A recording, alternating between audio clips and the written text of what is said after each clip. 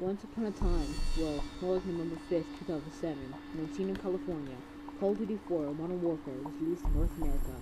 Up until then, the Call of Duty franchise had been dismissed as nothing more than a standalone World War II franchise. But Infinity Ward, the game's developer, had gone beyond the box to create one of the most beloved first-person shooter video games in history. It blew our imaginations and expectations, as it received both commercial and critical acclaim for its excellent graphics, rich gameplay, and a very compelling storyline, which I'll explain during the video, to pave way as a sequel to its sequel, Call of Duty Modern Warfare 3. You may be shocked at me saying this, but in the beginning, the Modern Warfare storyline started from Call of Duty Black Ops. The intel for the last level in Call of Duty Black Ops, Redemption, revealed Operation Chernobyl, a classified operation to exterminate Captain Alex Mason and Special Agents Jason Hudson and Gregory Reaver in South Africa. It occurred on October 30th, 1978. Because Mason was considered mentally unstable and his allies posed a potential threat to the U.S. military, they were ordered for extermination in conjunction by MI6 and the CIA. The targets were told that they were to locate the brother of the late Dr. Daniel Clark. The SES sent Jonathan Blank as their lead operator to kill them. It has been theorized by the fans that the lead operator was Captain Jonathan Price. Now, let's go forward approximately November 1996, when Price is now a lieutenant and acts turns to Captain MacMillan during an assassination to kill Imran Zakhaev. They are inserted into the Chernobyl exclusion zone in Ukraine. The sniper team makes their way through impossible situations, such as hiding within convoys or passing through a hostile supply station. The abandoned buildings give an eerie feel to the ready-to-eat ghost town. They are sent to stop the trade of nuclear weapons and materials to Zakhaev. As during a flashback, Price explains that Chernobyl had turned into a terrorist supply station for nuclear weapons, and Price and MacMillan going into assassinating to stop the trade. There's the hotel. We should be able to observe the exchange. After evading and eliminating patrols and convoys, they camp for 3 days in a penthouse in an abandoned hotel overseeing the exchange. Price aims with his bare 50 cal as Imran Zakhaev makes weapons trade with insurgents. The assassination fails as only Imran Zakhaev loses his left arm. The assassination team is unaware of this, assuming the blood-locked attack will slow. MacMillan detonates the penthouse and they rappel out of the apartment. They escape by and through apartments to evade their enemies. They encounter a gunship, they snipe it down. The helicopter flies out of control, discharging missiles and silences from the ground and impacts snipers. Price escapes unscathed when MacMillan and Clark enter the two lens. They then take refuge in an abandoned amusement park as MacMillan calls in their escape helicopter, to do in 15 minutes. The two make their last stand against hundreds of ultra-nationalists in a never-ending onslaught. The escape helicopter is at extremely low fuel and escapes just in time with two snipers.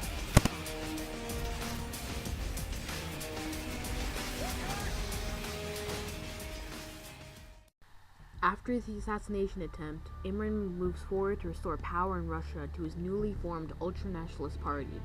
He's also the leader of the Four Horsemen, a terrorist group whose intentions are to become the dominant world power, usurp the Russian Federation, and start a war with the United States of America. The Fourth Horseman is an unknown Al-Qaeda ally who was presumably killed by the nuclear bomb detonation in the capital city somewhere in Saudi Arabia during the events of the level shock and awe. He's presumed to be either al-Assad's brother in crime or successor of both. The true identity of the First Horseman may never be revealed. The Second Horseman is Khaled al-Assad, the leader of the Up-4 resistance and ally of Imran Zakhaev, who was born on the 2nd of March 1963. He was the one who detonated the nuclear bomb in an unmanned province on the Arabian Peninsula during the events of shock and awe, responsible for the numerous deaths in the invading U.S. forces, approximately 30,000 Marines and countless civilians. He was later cornered by the SAS in northern Azerbaijan after a nuclear detonation and was killed by Captain Jonathan Price. Third Horseman is Viktor Zakhaev, commander of the ground military forces of the Ultra-Nationalist Party and son of Imran Zakhaev. He was born on April 1st, 1972. In 1996, in Chernobyl, he killed his father when Lieutenant Price and Captain MacMillan attempted to kill his father. He was hunted down in conjunction with the SAS and USMC and Southern Russia 5 years later. He may later committed suicide in a Lutheran apartment building in southern Russia after being cornered to prevent being interrogated and revealing his father's plan. The Fourth Horseman is Imran Zakhaev himself, leader of the Four Horsemen and an ultra-nationalist. He supplied al-Assad with weapons for the Op-4 resistance and the nuclear bomb as discovered by the SAS in the events of Crew Expendable. He is the mastermind behind the uprisings in Russia and the Arabian Peninsula. Before 1996, he was simply a black market arms dealer who saw an opportunity to salvage used radioactive fuel rods from Chernobyl and Pripyat, Ukraine, to sell on the black market. He was originally marked dead by Captain MacMillan after an assassination attempt in Chernobyl in 1996. He planned to launch 15,000 nukes to the east coast of the U.S. to gain power and outrage across the United States of America. He was later killed by MacTavish on a bridge in the Atlas Mountains, Russia. The events of Call of Duty 4 Modern Warfare are theorized to happen during October. In the beginning, Imran Zakhaev funds the coup in the Middle East in conjunction with Khaled al-Assad and possibly the First Horseman. Using the assassination of President Yasser al-Khalani on Al Jazeera to start an outrage and distract the United States into the Middle East from Zakhaev's missiles in the Caucasus Mountains in Russia. Shortly after al-Khalani's death, the newly recruited Sergeant Jonathan Silver-Tavish of the 22nd SAS Regiment joins under command of Captain Jonathan Price. The team is inserted into an Estonian freighter in the Bering Strait during a storm to investigate a suspicious package on board. They discover nuclear materials in the cargo manifest indicating a nuclear weapons purchased by Khaled al-Assad. The team is ambushed by Russian MiGs sent to Imran Zakhaev to destroy the nuclear shipment and to eliminate the SAS. They escape with their lives in the manifest as the freighter sinks to the bottom of the sea.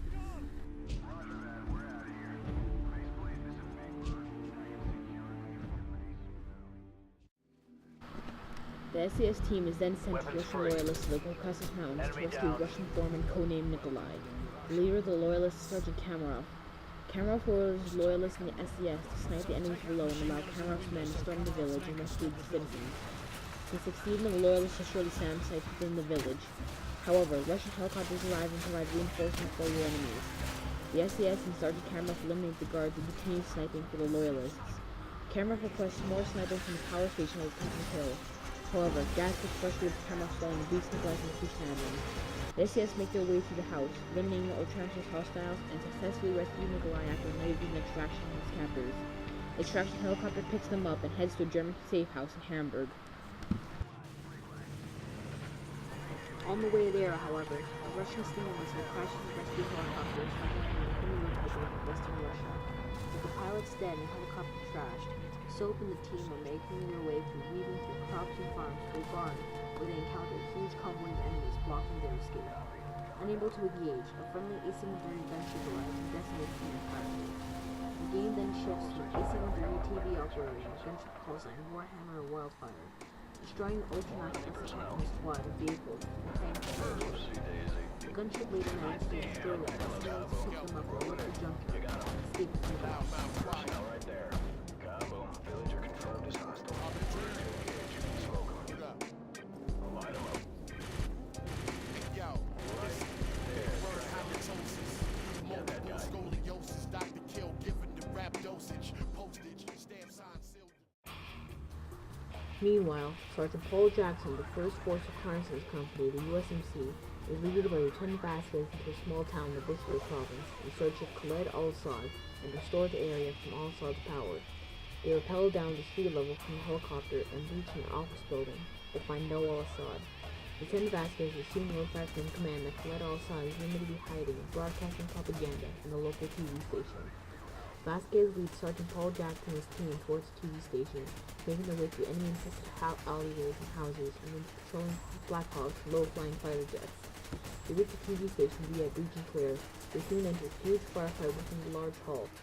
The 1st Force Reconnaissance Company wins the battle and regroups with the other Marines within the TV station, led by Staff Sergeant Griggs.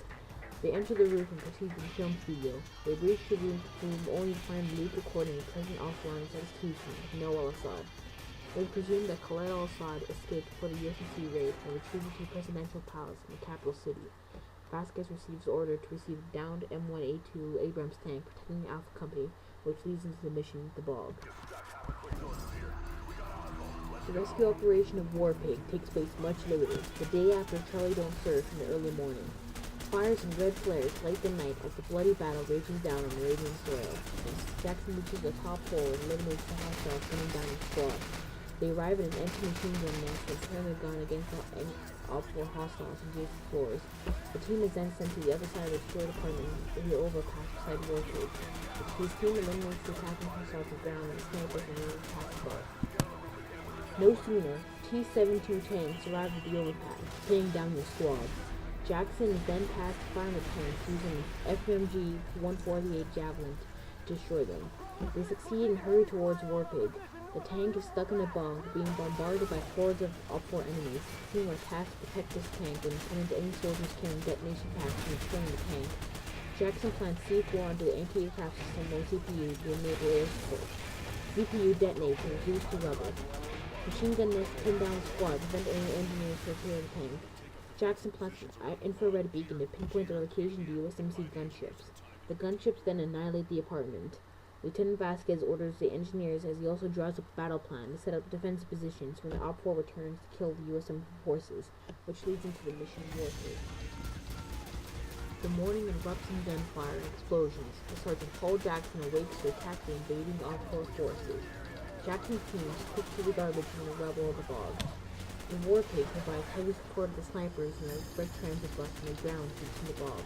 However, the 1st and 4th reconnaissance pushes forward.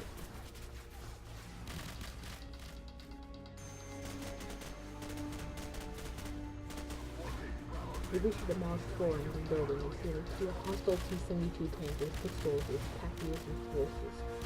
Warpig fires a shell through 2 walls. The enemy tank explodes and pieces fly in the air.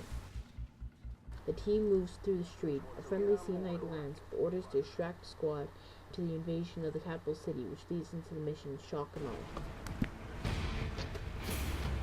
The invasion starts and Jackson provides intensive fire from the helicopter and invading launchers. He eliminates enemy tanks and anti-aircraft fire systems set up on the roof. His team is dispatched to drop USMC troops in the plaza.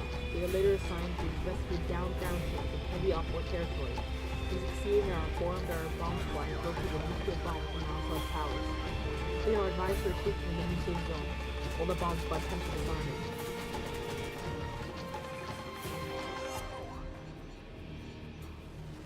However, the gunship support helicopter is downed and crashes in the middle of heavy Op-4 territory. Vasquez orders a rescue op to save the injured pilot. They land and manage to rescue Pelayo, the pilot.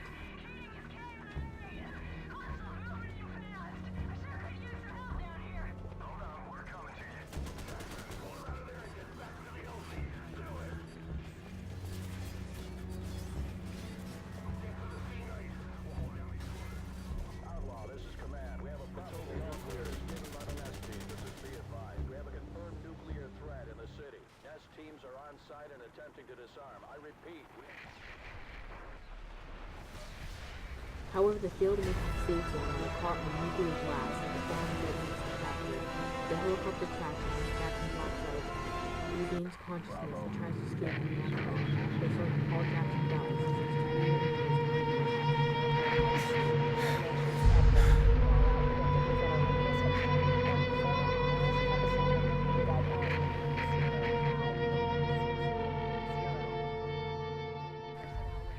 According to Lieutenant General Herschel von Shepard III in Modern Warfare 2, the bomb killed 30,000 Marines under his command and countless civilians.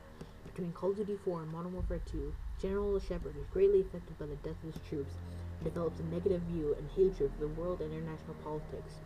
He soon develops new tactics to restore the reputation of the U.S. as a global power, as well as its military might and its reputation as a military commander. He develops a plan to start a war between the USA and Russia, with all the United States' army power destroying the country. Believing that the Second Cold War redistributed justice to the men and women who died by Al-Assad's bomb, he continues to support the Afghanistan occupation between Call of Duty 4 and Modern Warfare 2. The information supported by Nikolai reveals the location of Khaled al-Assad in northern Azerbaijan in an ultranational safe house. They arrive in stealth at the lakeside of a small village with a Russian loyalist and an attack helicopter. They soon lose the cover and start a battle with the potential ultranationalists. Soap plants targets with a loyalist gunship to east or approach up the hill. The cannons and missiles from the gunship rip through squads of ultranationalists. Soap, Price, and the team soon locate Khaled al-Assad at the back of the farm and then far end of the town and start brutally interrogating him about his black market trading and the nuclear bomb in the events of Shock and Awe. They stop only to receive a call from al-Assad's cell phone.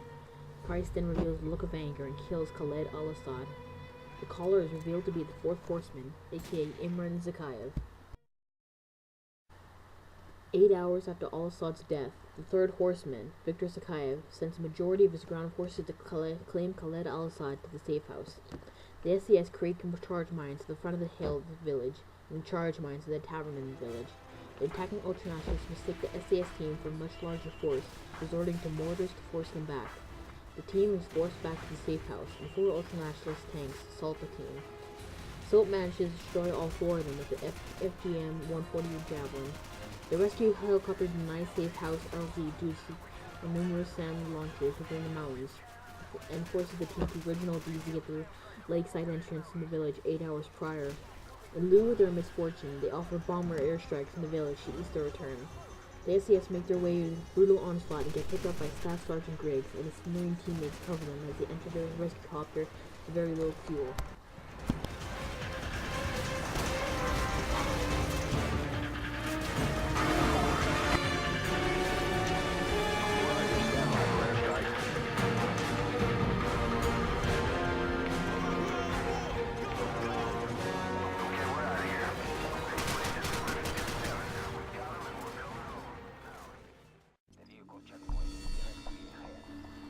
The SAS and USMC cooperate in a joint operation to search and subdue Viktor Sakayev, son of Imran Sakayev and the third horseman. They arrive in stealth in southern Russia to eliminate the ultranationalists at a checkpoint and put on the enemy uniforms. In the morning, the ultranationalist convoy arrives with Viktor Sakayev. The Slav soldiers attack the convoy, and Viktor barely manages to escape, collapsing the patrol tower and Griggs and Soap.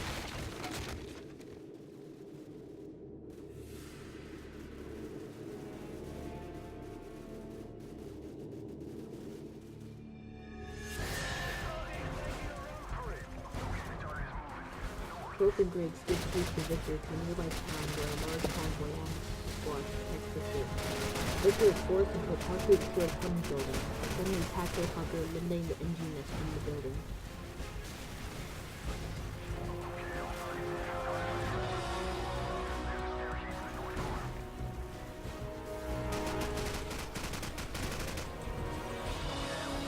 Price, Gas, Griggs, and the Marines for SAS corner Victor on the rooftop. Soap tries to restrain him, but Victor uses the opportunity to commit suicide with his pistol.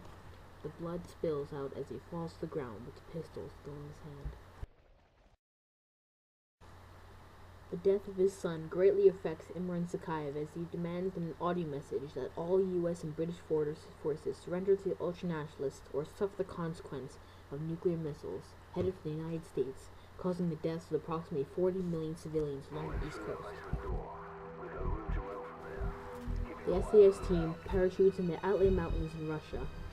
Griggs then lands with the rest of the team, and he activates an emergency transponder, according to Captain Price. The team tracks his signal to a small town, where they locate and eliminate the ultranationalists interrogating Griggs. Soap cuts him loose, and the team heads to the main electric tower, providing power to a nuclear facility commanded by Imran Sakayev.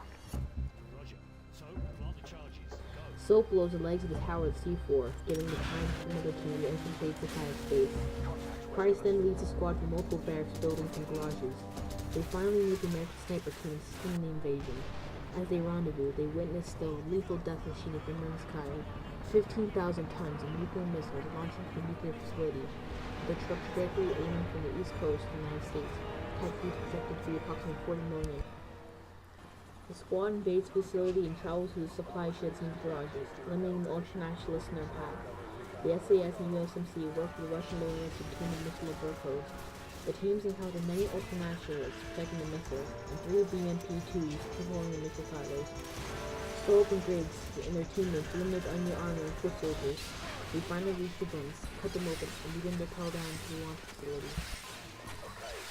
Soap, Price, and Griggs enter the ventilation system as they view the crossfire between Soap's allies and the ultranationalists. Soap drops down and the mission to launch control begins. Soap travels to the barracks, kitchen, and supply station. A bloody and brutal invasion later, they arrive at the missile tower. They run for their lives, the missile begins at launch. Chambers loosens filled with fire as Price shuts the door just in time. The British and American forces move to the blast door and enter the main war room, and just in time to escape the launch field. The silence is deafening as the command center is busy confirming the deactivation of the missiles. The door codes are confirmed to be valid, and the command center gladly announces the nuclear missiles have been deactivated and are landing in the Atlantic Ocean. The screen then shows a helicopter being loaded with ultranationalist guards and Imran Sakayev. The team then leaves compounds towards the vehicle depot to escape Soap's teammates out of Russia.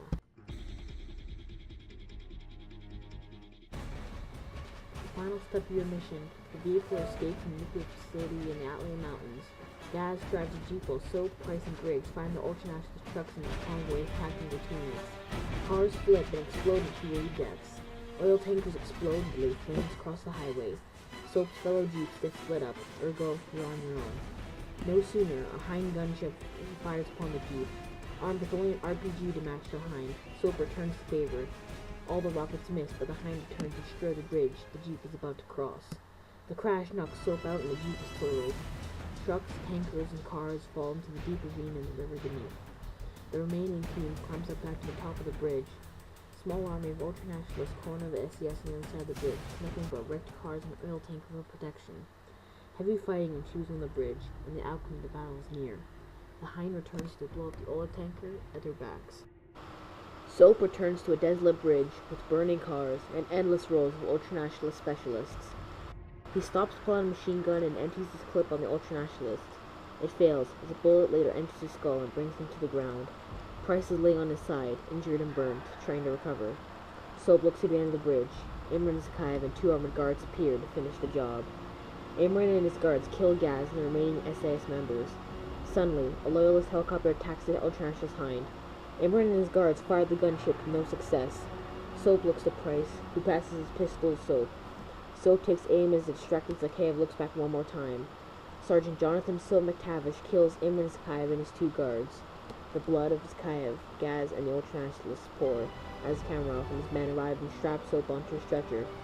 A loyalist struggles to revive Price as Soap is raised into a loyalist ship and fades to white as the events of Call of Duty 4 Modern Warfare come to a close.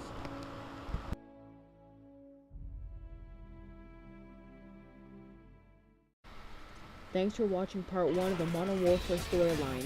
This video was split into 4 parts: Call of Duty 4, Modern Warfare 2, Modern Warfare 3, which will not come until later until culminate to the new campaign, and the summary and finale of the Modern Warfare storyline. Rate, comment, and subscribe to this video. Share your insight and your opinions on the Modern Warfare series and on the Call of Duty in general. My name is Back12A98, and I'll talk to you guys later.